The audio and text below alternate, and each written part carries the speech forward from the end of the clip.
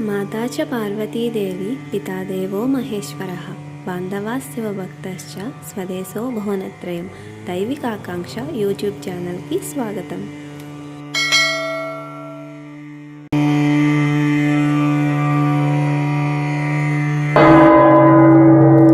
మన సనాతన ధర్మంలో ప్రతి పవిత్రమైన రోజుకు ఒక చరిత్ర ఉండకనే ఉంటుంది। అలా ధనుర్మాసంలో వచ్చేటువంటి వైకుంఠ ఏకాదశి వెనుకున్న కథలేంటో చూద్దాం। ముందుగా మురాసుర వధ। ప్రాచీన కాలంలో భూమి మీద మురాసురుడను భయంకర రాక్షసుడు ఉండేవాడు।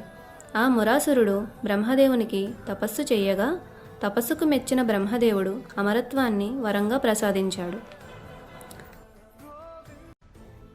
వరగర్వంతో మురాసురుడు దేవతలను, ఋషులను, మానవులను బాధ పెడుతూ ధర్మకర్మలను నాశనం చేయసాగాడు। దేవతలు భయపడి శ్రీ మహావిష్ణువును శరణుగోరారు। విష్ణు భగవానుడు మురాసురునితో యుద్ధం చేసినప్పటికీ వరప్రభావంతో సంహరించలేకపోయాడు।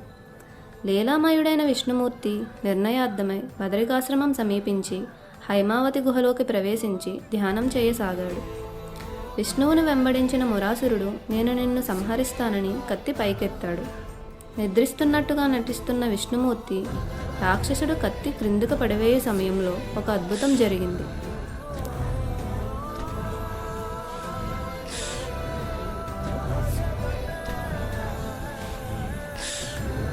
శ్రీహరి స్వయం శక్తి నుండి వెలువడిన యోగమాయ విద్యుత్ వేగంతో వచ్చి మురాసురుణ్ణి వధించింది। అందుకు ప్రసన్నుడైన విష్ణుమూర్తి ఆ దేవతకు ఏకాదశి అని నామకరణం చేశాడు। నీవు భూలోకంలోని సకల పాపాలను నాశనం చేస్తావు।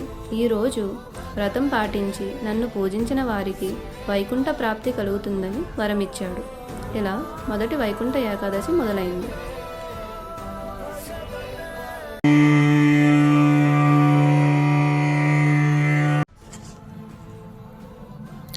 అంబరీష చక్రరక్షణ।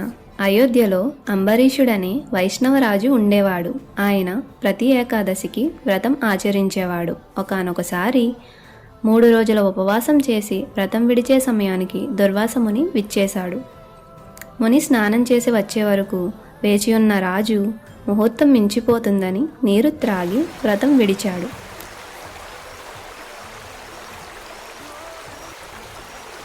దుర్వాసముని ఆగ్రహంతో తన కేశం చీరును విడిచి రాజును దాడి చేయించాడు।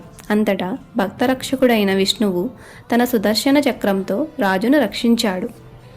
చక్రం తనను వెంబడించగా దుర్వాసుడు బ్రహ్మ మహేశ్వరుల శరణు తప్పించుకొని విష్ణువు దగ్గరకు వచ్చాడు।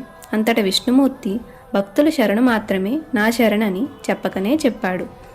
తన తప్పిదాన్ని తెలుసుకున్న ముని అంబరీషుని క్షమాపణ కోరి క్షమించబడి రక్షించబడ్డాడు। ఈ కథ భక్తి శక్తిని చాటుతుంది। ఇలాంటి ఆసక్తికరమైన వీడియోస్ కోసం మా ఛానల్ని లైక్ చేయండి, సబ్స్క్రైబ్ చేయండి, ఫాలో చేయండి।